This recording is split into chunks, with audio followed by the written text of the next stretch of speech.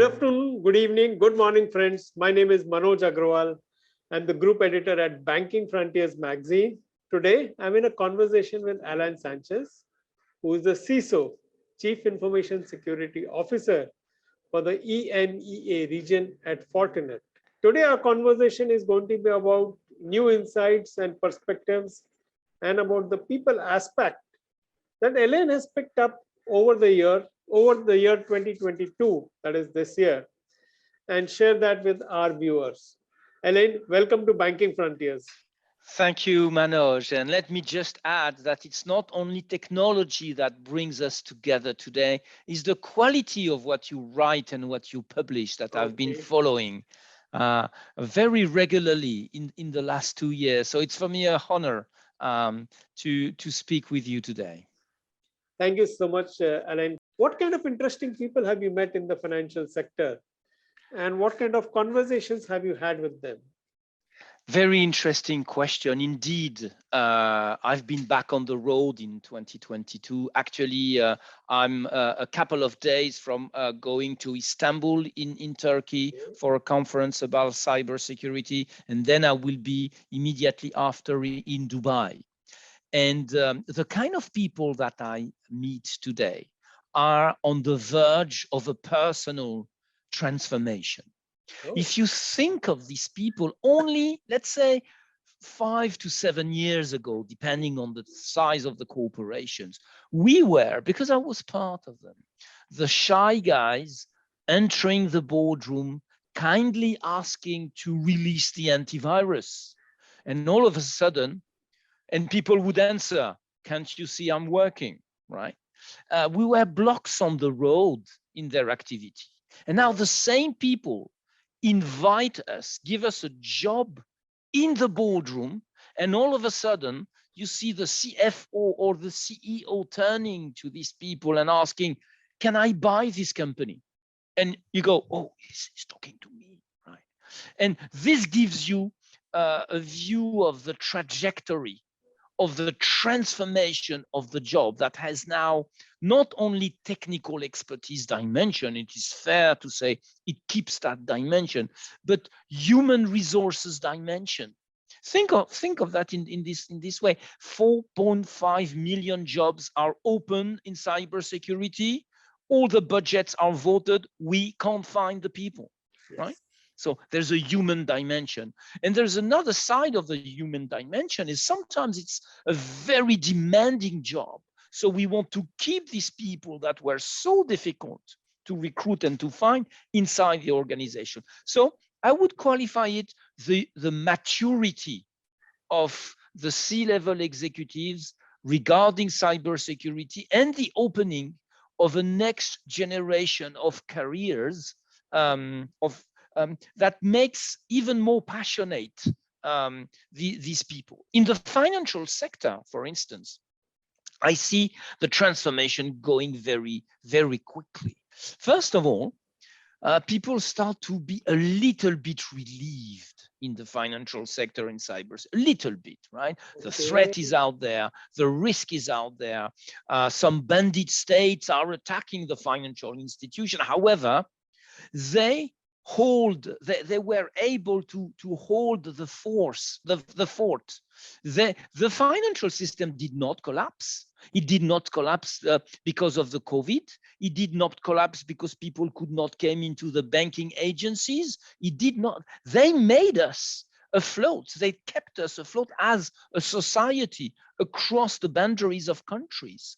So there is a little bit of pride from a human perspective and a little bit of relief. But immediately after that, people realize the challenges ahead of us. And I may have a message to these people. This is just the beginning. You are in finance and in cybersecurity.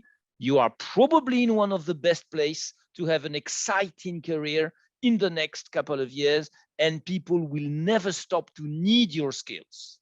You will have to reskill yourself, to be very creative, to add more dimensions to your skill set. But you certainly are one of the people that are the most demanded to keep our entire global business model afloat today.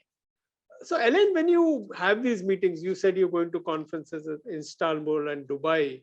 And I'm sure in these places, you're also going to have smaller meetings with 2 or 3 or 4 people. Now, when you have these kind of meetings versus big conferences, do you see differences in terms of things like problems that are discussed, the solutions that are discussed, the thought process, maybe even thought leadership? Is it different in big conferences versus small meetings? Well, something surprising. It is, yes, it is, but different, but maybe not in the order that we first thought.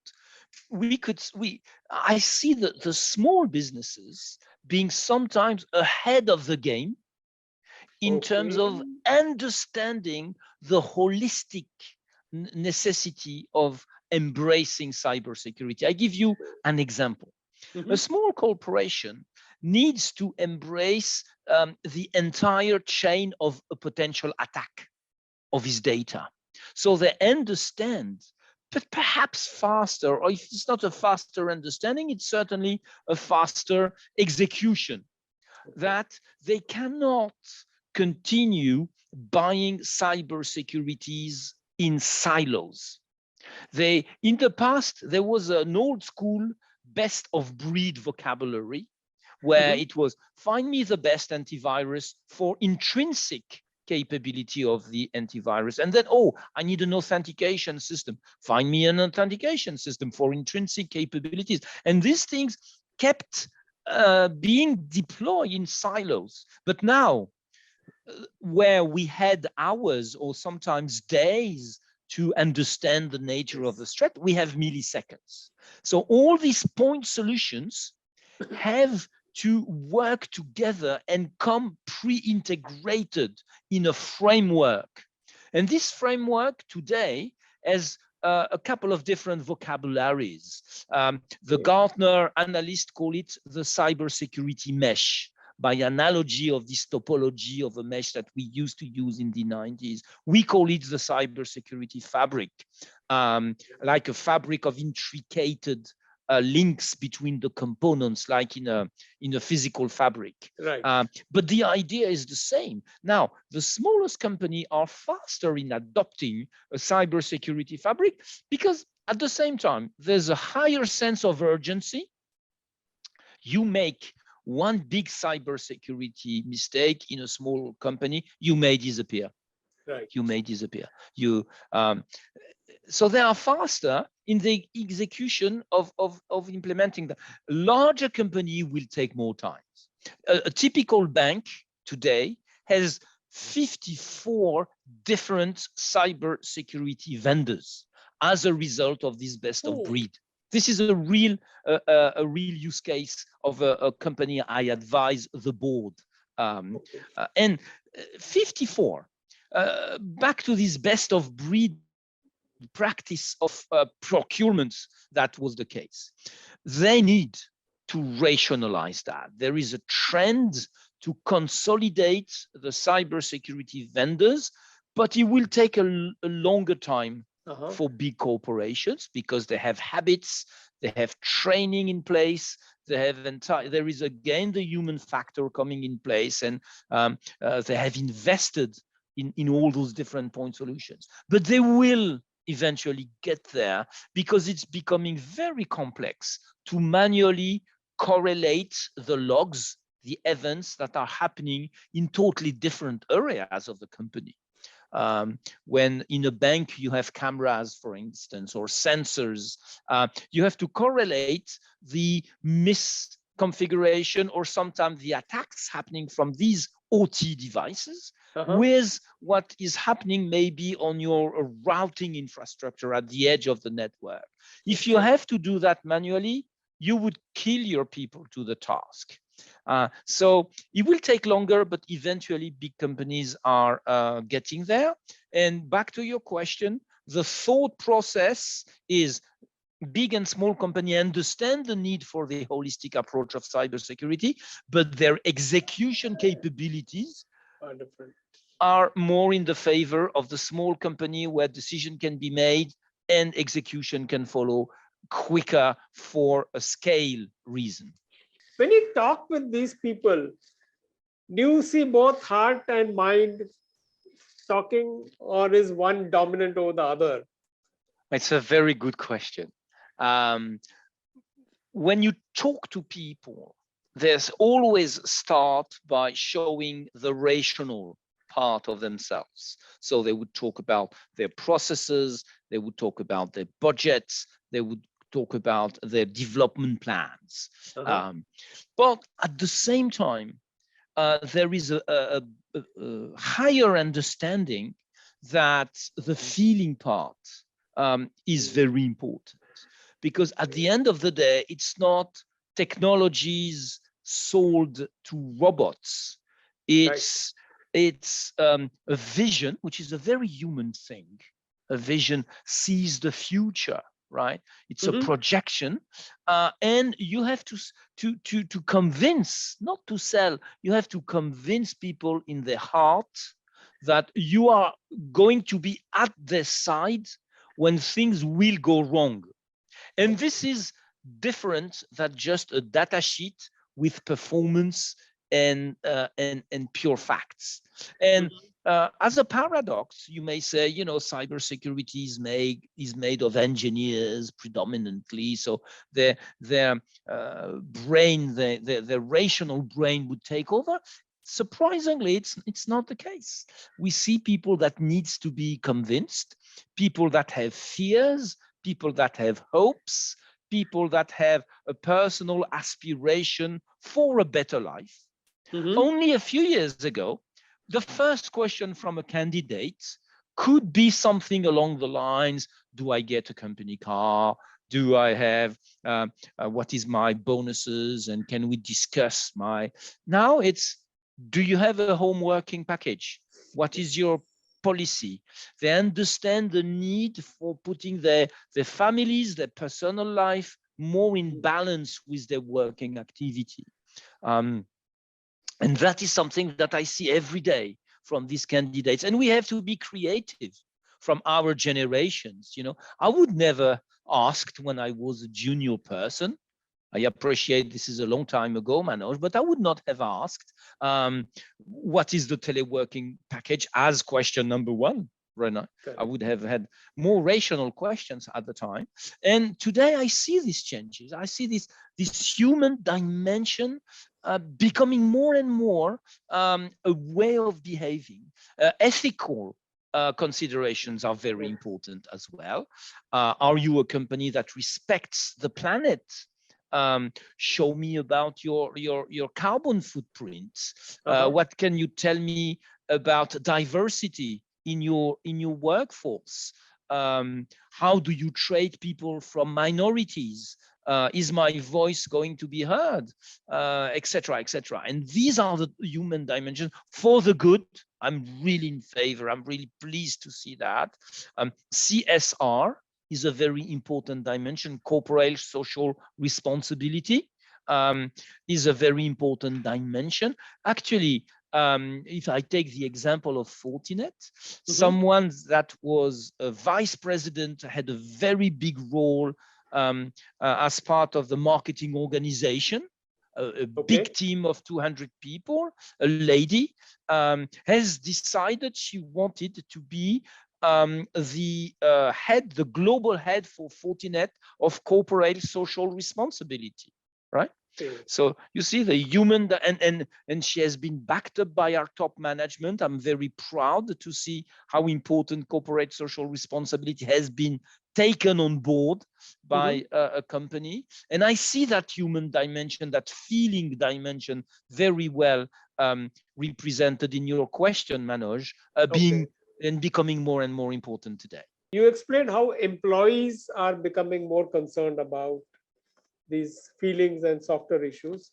But in a B2B transaction, when someone wants to buy a solution relating to security, do you see banks or financial institutions or anyone else looking at these credentials of companies like Fortinet in terms of what is your CSR activity, or all those parameters like diversity, inclusion, whatever else, green footprint. Absolutely. If you take a typical RFP, request for pricing or request for proposition, depending on how it works, which is the way we sell in B2B, right? You Yes. have a very thick book of requirements and you answer point to point to that, and you present that what we call a soutenance, which is the moment where, as a thesis, you present your value proposition. I see banking industry putting more and more emphasis, and if I judge by the number of questions, on the corporate social responsibility. What is the equipment that you sell? They want to see the carbon footprints. They want to see the initiatives. And back to what we were saying about the fabric. Here, when you have one set of products that are deeply integrated, you need less boxes. You need less electricity to propel all that. You would emit less heat, and you will need less space in the racks, Yes. let's say in your SOC or in your NOC, in your security or operation center. And that is also taken very seriously by the banking industry. And they use it not only for themselves, but they also, if I judge by their external communication towards their own customers, they are very proud to have, in addition to the typical annual report that states the financial performance of a financial institution, they have a CSR report. They have a report that deals with how the company respects the planet, respects the diversity, integrates the importance of carbon footprint, etc. So yes, I do see this being a more and more important aspect of choosing a vendor and exercising their own value proposition as a banking institution. What made you make this transition, which seems to be pretty uncommon, from marketing to cybersecurity? And do you see more people doing this from different domains into cybersecurity? So let me address the first part of your question. What motivated me? Cybersecurity is not just a business. It is a mission to enable what Klaus Schwab, the founder of the World Economic Forum, calls in his book, the Fourth Industrial Revolution. Dr. Klaus Schwab says something, in my opinion, that struck me.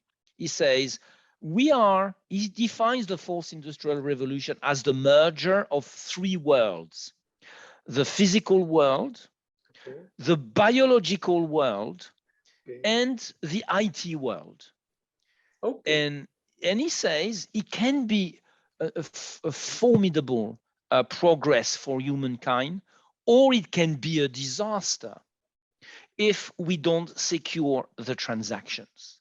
So someone that has founded the World Economic Forum, remember, this is where the chief of states discuss about the future of our world, puts at the center, as a necessary condition of the success of the fourth industrial revolution, puts cybersecurity. So he puts at the center. And that for me was a revelator. That for me was, I want to contribute to something that is not only just a business.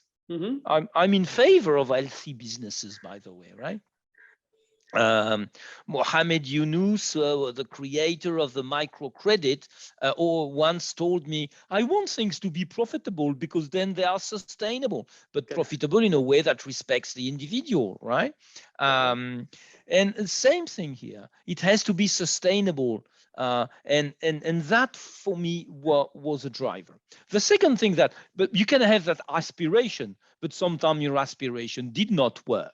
The reason why it worked for me is cybersecurity as an industry needs people that have a deep understanding of the mechanisms of communicating between people, between customers, between vendors, between corporations. And the financial sector is one of those that first understood the importance of making those careers horizontal.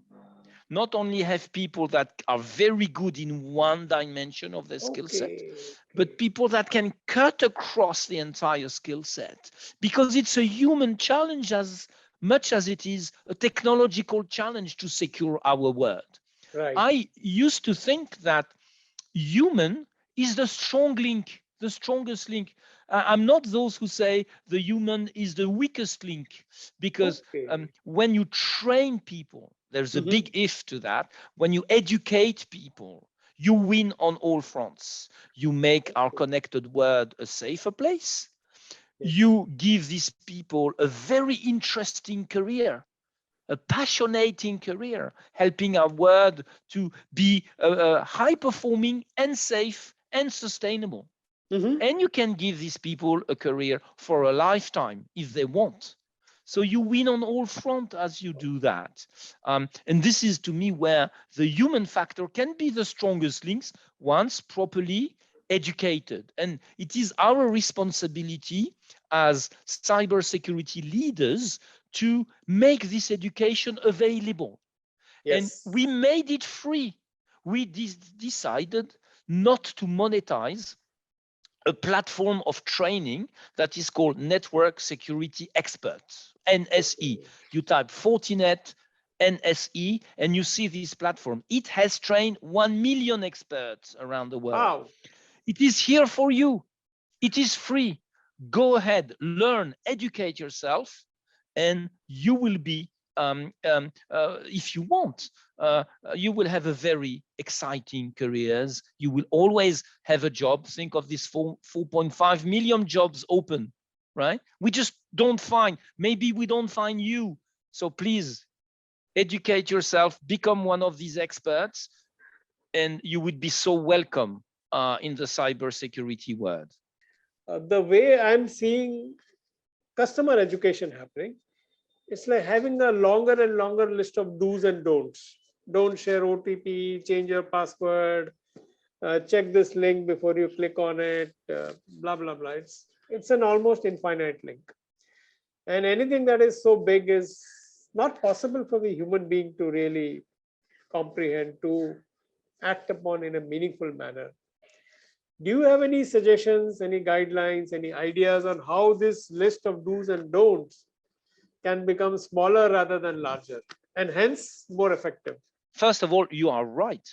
The list seems to be becoming bigger every day, right? And the technologies seems to not only be becoming more complex, but there are more and more and more of these technologies. So my view on that is, don't get stuck in the technology. Learn the science that underpins the technology. Because the science is something, if you take mathematics, probabilities, chemistry, this is what underpins the complexity of technology. It's like you understand the physics of moving a car, and then you're a better driver. You understand the inertia, you understand what the degradation of energy means when you brake. And it doesn't matter if your braking system evolves. You understand fundamentally what accelerating a mobile and decelerating a mobile means. So you will adapt a lot faster to a new car, a new way of driving, a new technology, a new edge, a new AI that will help you. But because you fundamentally understand the science that underpins the technology, you will never be a slave of artificial intelligence. It's important to know the limits or the limitations of artificial intelligence to take good use of it. Absolutely. And to be able, if an emergency or a malfunction occurs, to take over the car, just to take the analogy, but to take over the artificial intelligence propelled correlation between events.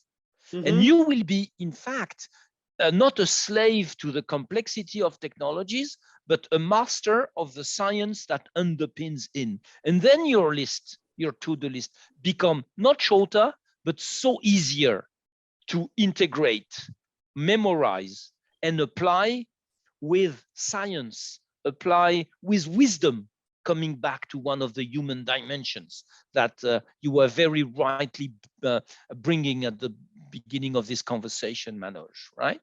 Making the list not shorter, but easier to understand by deeply understand what underpins the complexity of technology would be my personal advice. Thank you so much for a wonderful conversation. Thank Very you good. so much, Alain. Mike, it was a great pleasure to talk with you, Manoj. And I wish to everybody, every listener, every user, a great end of year and a very human end of year. See you soon.